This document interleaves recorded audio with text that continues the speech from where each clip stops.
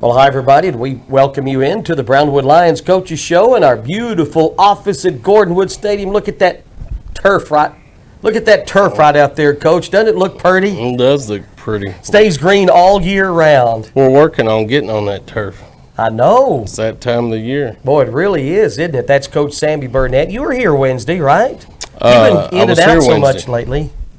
I was here Wednesday. That's right. I was gone Thursday, Friday, Saturday. That's right. You were down in Austin watching the little track down there, and we had pretty good showing across the area. I thought we did, some Goldthwaite kids got on the podium, some very best kids got on the podium, which I know that's out there towards San Angelo, but that's Glenn Jones. He's a Brownwood boy, so that was neat to see them. Cross Plains boys and girls did extremely well, so got to talk to those kids. So all in all, it's a good track meet.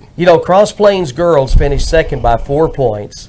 Their boys finished second by 1 point. We talked last week about how they had a chance to win both championships. Well, they come pretty close, and they're all underclassmen. Yeah. Oh man, those girls relays teams. The boys were good too. I mean, I got to speak to the anchor. He's a little junior. Kaysen Allen. And good kid, smile on his face. That's why I like doing what I do. I do all the staging. So any kid that runs, I get to see them because I give them a number, make sure they're in the right lanes, try to calm their nerves, that kind of stuff. And got to visit with him, got to visit with a lot of people. But I thought he was a really neat kid, and they were excited about what they're doing and did a good job. Yeah, he's a really good athlete, and May got 3 medalists too. So good showing across the area. And congratulations to all of them. We got a little state golf today and tomorrow, represented by a handful of teams around here. So anyway, you were at the golf last week. You made several trips last week. Yeah, I was at golf Sunday, Monday, Tuesday with Sir Jones, and like I said, he shot a 56, did well. He's right on line to progress just like we want him to. He was a regional finalist. His freshman year, he was a state finalist. His sophomore year, and we plan on not just dragging him next year, but the team.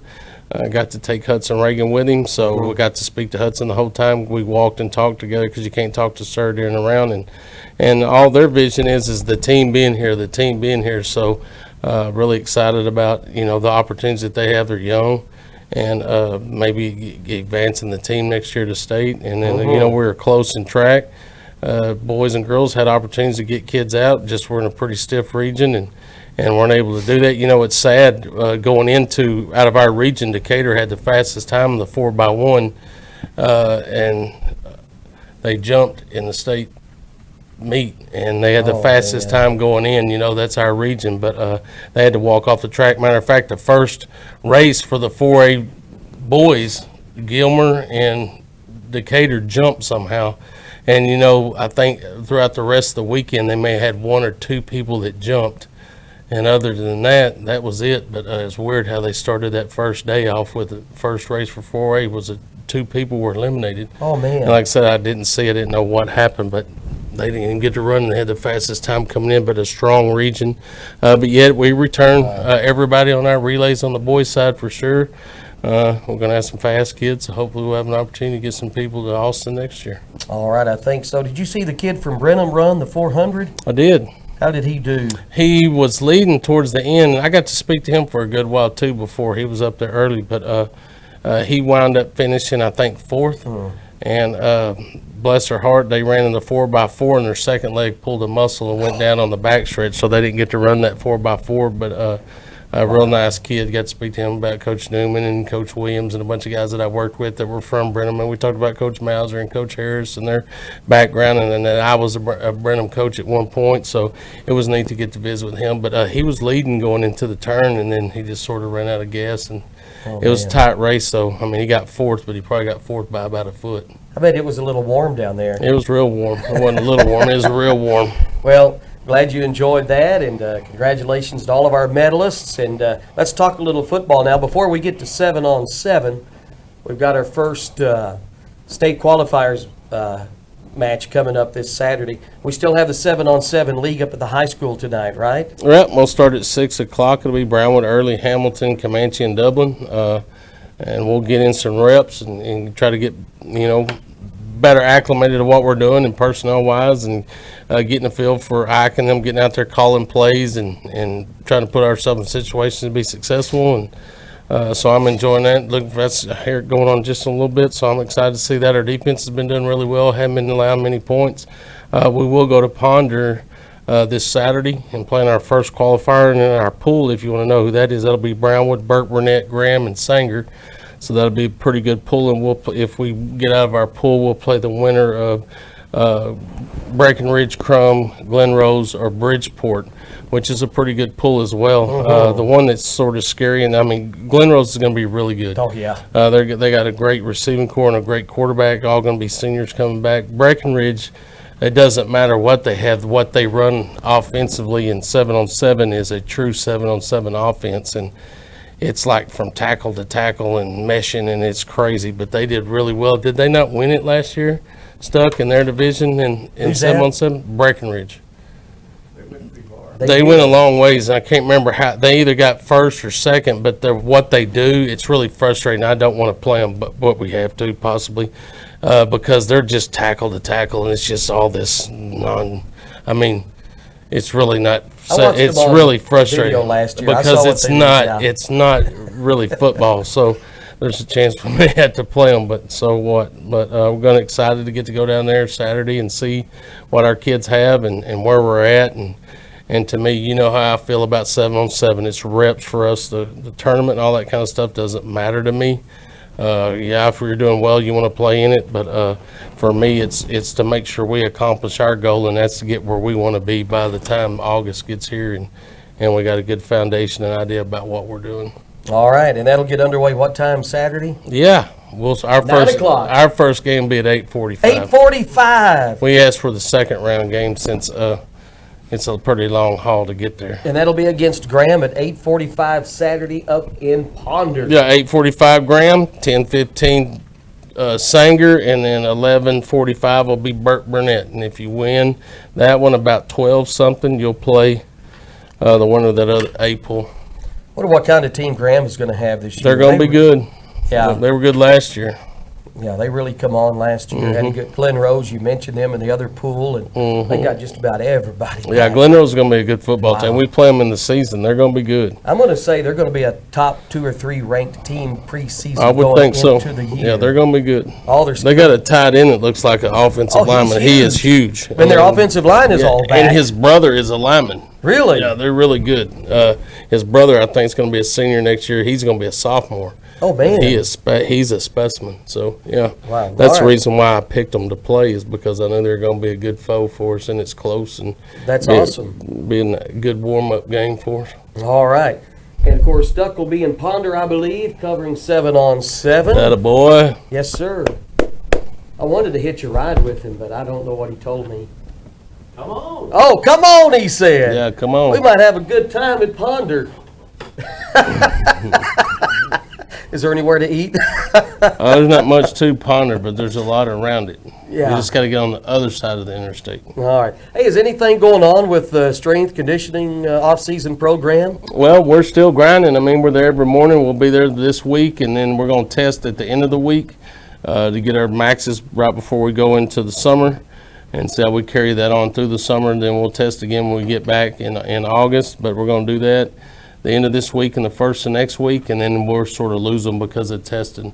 The last day when we test, we'll do a little football stuff, and then we'll go in and turn in our equipment. Same thing with other sports. They'll have like however long, 2 hours to do their tests. So every sport, basketball or soccer or baseball or whatever, if you're a straight sport guy, you'll go to your sport and you'll do a little bit of work, and then you'll go ahead and turn your stuff in for the summer. And then we'll get ready for camps and strength and conditioning in the summer. Yeah, I know camps are coming up. Football camp, football May 31st. Yep, it's going to be May 31st through the 2nd. It's going to be at Gordonwood Stadium, and you can get your flyers or registration forms at the front office with Lisa Hassel. All right, man, we'll be talking more about the camps coming up, keeping the kiddos busy. That's right. This summer. All right, anything else athletic-wise, Lady Lions or Lions? Not that I can think of. I know tomorrow night they've got their baseball banquet, so recognizing a lot of those baseball players. Yep, so that'll be good. Absolutely, it will be good.